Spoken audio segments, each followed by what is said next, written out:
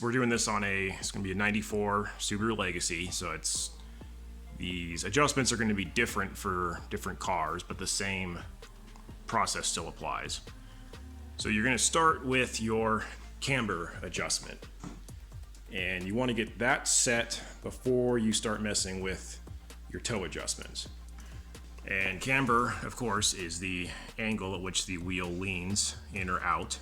On most every car, you're going to want a little bit of negative camber, which is when the wheel leans in towards the top edge, leans in towards the body of the car.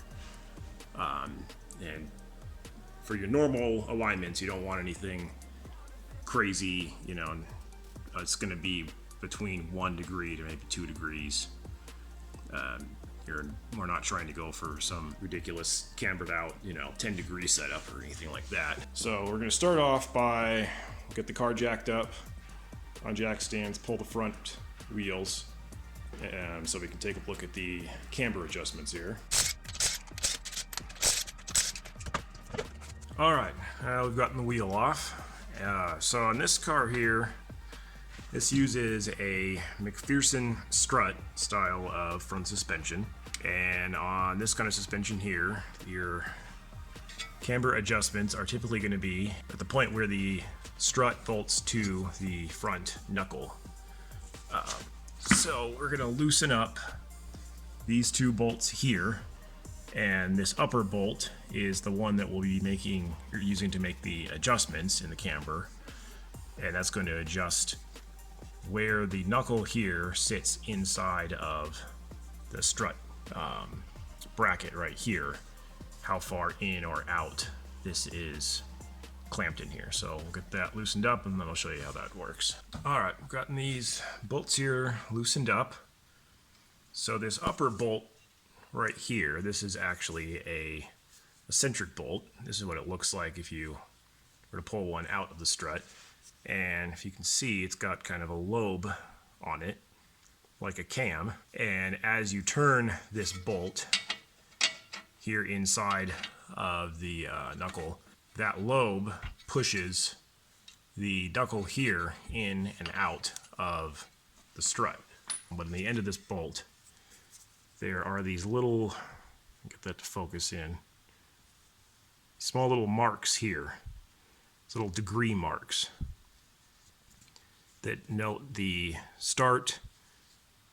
Basically, it's like the middle and then the end of the lobe here. And there's a very small little mark right here on the strut. So you can use these little degree marks on the bolt to get an idea of where you're at when you adjust it. So what I always do here is I just set this up at maximum negative camber, which might sound like it's a lot, but really it's only like maybe 1.5 degrees. I don't get any bad inner tire wear. Maybe if all you did was just drive down the highway for miles and miles, you might want to set it up a little closer to 0.5 degree. All right, so to get an idea of where your angle is at, you can pick up one of these angle finders here. That'll give you an idea of about where you're at. This won't be completely accurate because the car is up in the air right now and your angle will change slightly once you put weight on the tires. That'll compress the suspension, and actually as the suspension compresses, especially on the McPherson strut like this, it actually gains more negative camber the more it compresses. So this won't be entirely accurate, but it will kind of get you in the ballpark. You also want to make sure you have the car level. So if you got it on jack stands, make sure each jack stand is set to the same height and that you're doing this on a level of a surface as you can get. But this will give you kind of an idea of where you're at as far as how much positive or negative camber you're getting. So it's kind of hard to tell, but it looks like we're at about 3 degrees positive. And I'd like to probably get that close to 0. So I think right now, yeah, this bolt looks like it's set up towards having things be much more on the positive camber side, so bring that around to there. And then you can also kind of push on this a little bit. Might have so much dirt packed back here that's causing problems. Maybe I'll clean that out. Alright, so I've got this unbolted, and as you can see, there was a ton of dirt packed back in here. So that was preventing me from really being able to properly adjust this and push this knuckle farther into the strut bracket here. Okay, now that I've got that cleaned up and back together, should be able to actually adjust this and see things move correctly. Okay, might be able to notice a little bit as this gap right here changes. So that's about maximum positive camber there. The knuckle is about as far out from inside this bracket. Now you see it get pulled back around to the inside like that. And now that's about maximum negative camber. And then before you tighten everything down, you can also push the knuckle in a little bit like that to gain even a little more camber. That doesn't look like much, but if you watch it, it might be hard to really tell on camera. But it moves a decent amount. Adds up to another probably half a degree. Let's see where we're at now with the angle finder. So according to this, it's still slightly positive, but we also have to remember that the wheels don't have any weight on them right now up front. You could also put a jack underneath the control arm. This corner of the suspension jacked up just until it started to come off of the jack stand. So this will simulate having the weight of the car sitting on its wheels. So now if we check where we're at with our camber, now we're sitting closer to about 0 degrees. Push that in. Yeah, it looks like we're about 1 degree negative right there. So that'll be just about perfect. One thing to keep in mind is you ideally want camber to be the same from the left to the right side of the car. If you have one side, say like -1 degree, and then positive on the other side, that can actually cause a pull in the steering.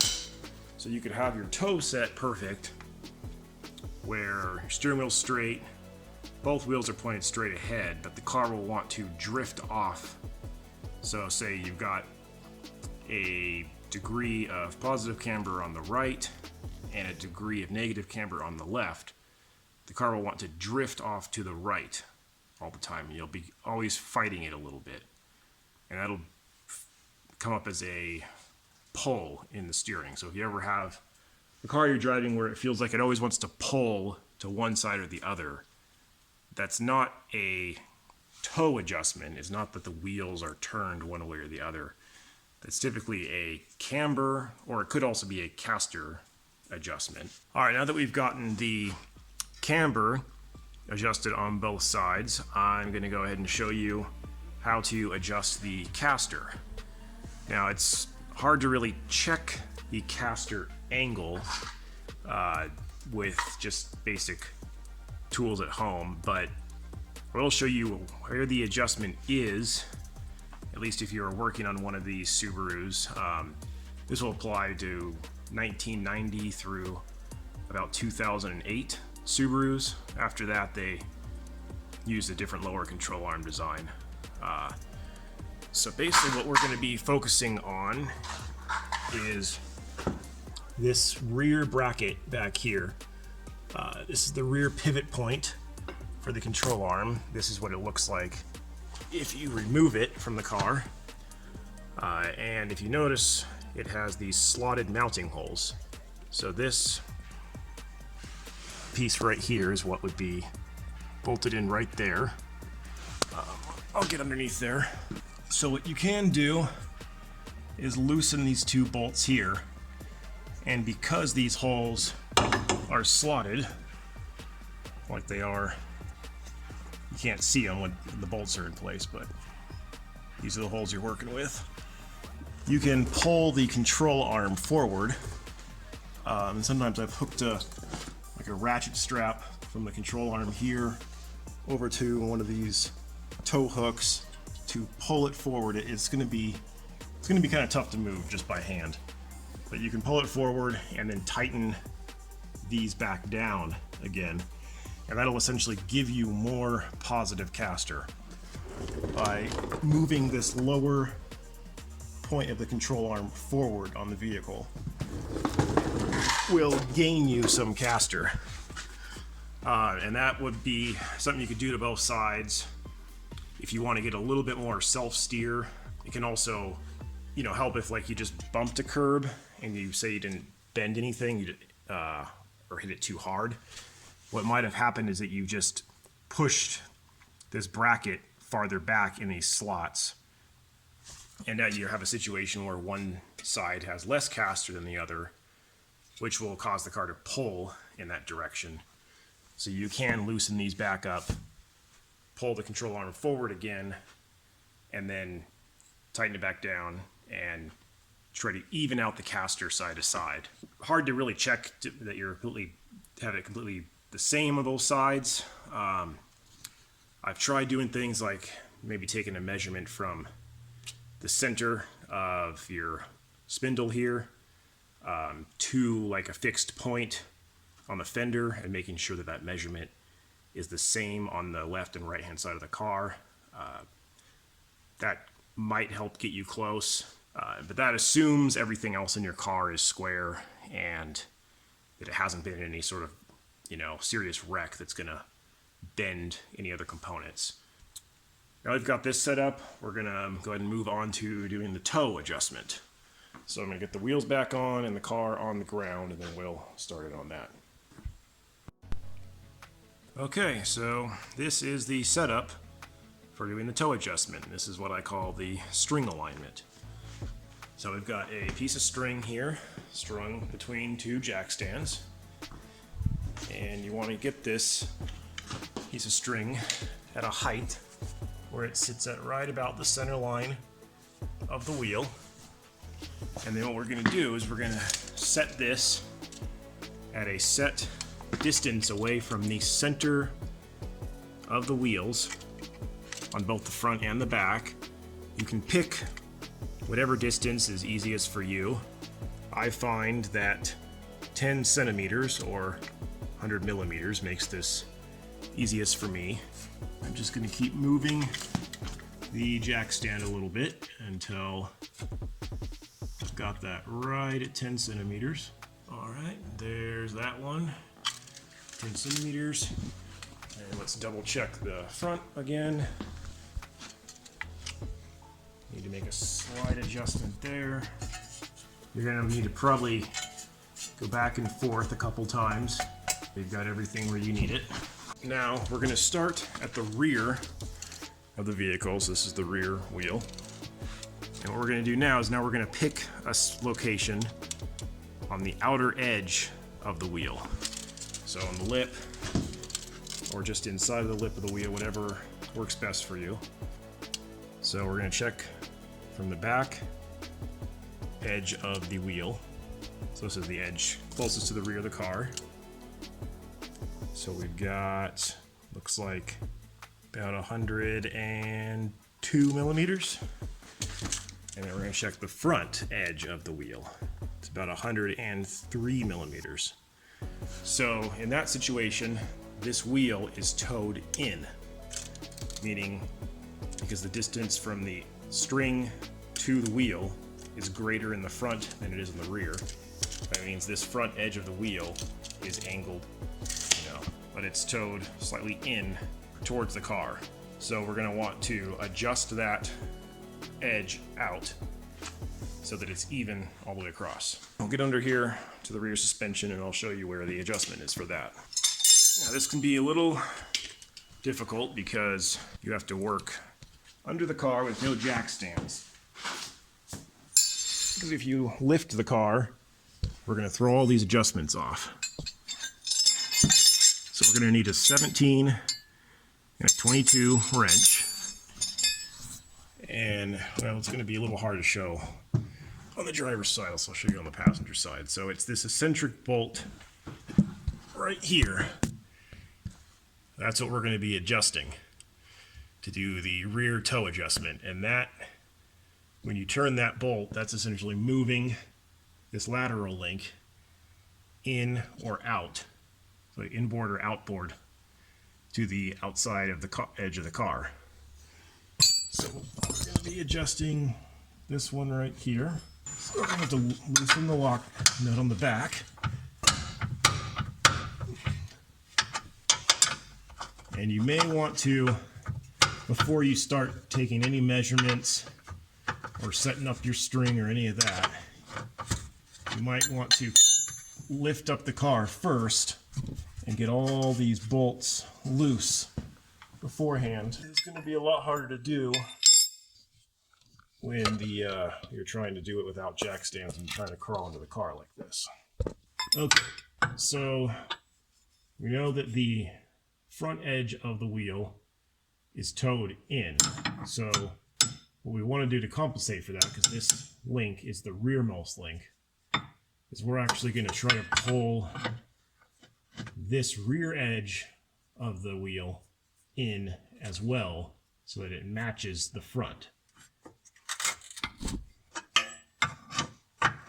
So we turn this eccentric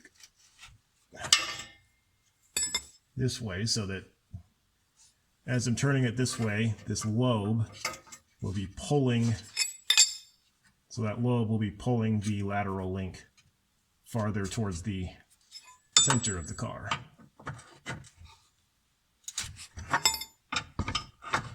Might be too much. Okay, now we'll go back up top and see where we're at. And in between doing these adjustments, you may want to just jounce the car a little bit, get the suspension to level out, because you've kind of loaded everything up by making those adjustments. So you want to let the bushings come to rest again. Let's double check that we're still good here. See, I might have gone too far. Now we're at like about 115 in the back and like 101 in the front. We've gone from it being towed in to now being towed out. So the rear edge of the wheel is pulled more towards the center of the car, and the front edge is now facing out. So we're going to have to go back under there and make another adjustment. Okay, we'll try that. Good view of this. So we're about 113 and about 113 here. Looks like it. Yeah. All right. So we've gotten that evened out. So now we can go underneath and tighten down the 17mm lock nut on the rear,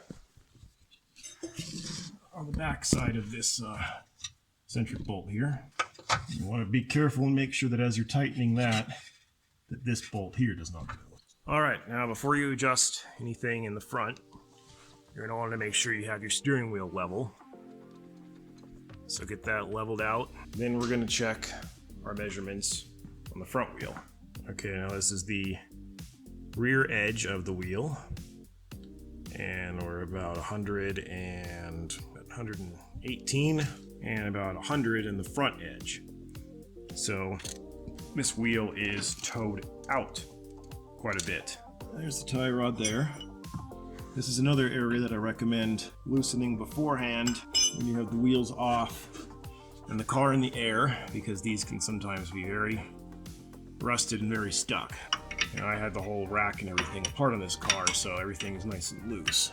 So because this wheel is towed out quite a bit, we're going to want to thread this inner tie rod into the outer tie rod. Okay, let's go ahead and check that. We're also going to want to check the steering wheel, re-level that, recenter it a little bit because it will pull the steering on you. This is where having a steering wheel lock could come in handy. Something to lock and hold the steering straight ahead. If you got a buddy working with you, that would be something they could help you with, is to just sit in the car and hold the steering straight ahead for you, because as you're adjusting that tie rod, it's going to want to pull the wheel in the direction that you're adjusting it. And you can check your adjustments here and everything will look great. But when you actually go to drive the car down the road, your steering wheel is going to be cocked off center. So after each adjustment, always go in there and check that the steering wheel is still straight ahead. So now we've got about 115 and about 112. So we're getting closer. Need to adjust a little bit more. Still about 115. Now we're about 114. So just a little bit more. About 114 and about 114. All right, there we go. So we've got the toe set completely straight across, front to back. Oh, and I will just go over quickly tire wear and what having, improper toe adjustments can do to your tire wear.